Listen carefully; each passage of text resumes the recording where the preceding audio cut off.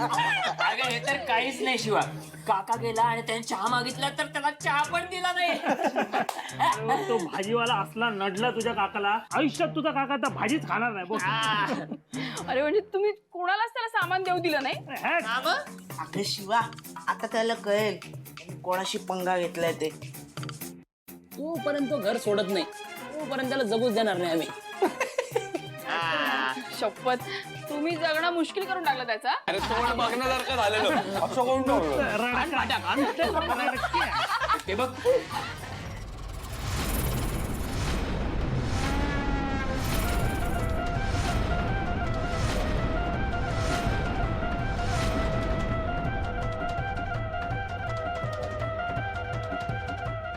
हो, तुम्ही काय इथे आलात? काय काम आहे तुमचं? हे बघितलं, हे बघ, भाजी ह्याच्यात किराणा, ह्याच्यातच चहा पत्ती आहे. हे सगळं काय माहितीये? काय हे सगळं तुम्ही मला घेऊ दिलं नाही ना, हे ते आहे. हे सगळं घेऊन इथे कशाला आलाय? तुला आठवण करून द्यायला. शिवा, तुम्हाला कितीही नडलीस ना तरी मला काहीही फरक पडत नाही.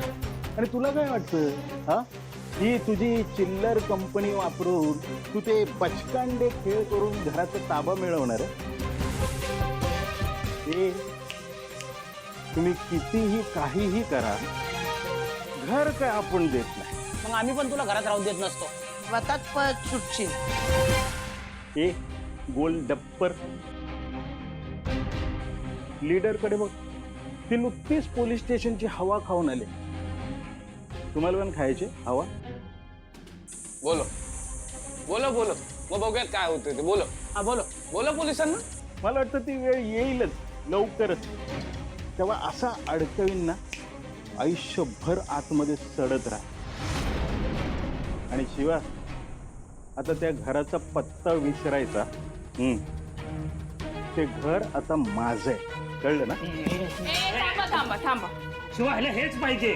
ते आपण हे करायचं नाहीये ना, पण मला पण हेच पाहिजे. पण आता आपल्याला मॅटर नाही करायचं.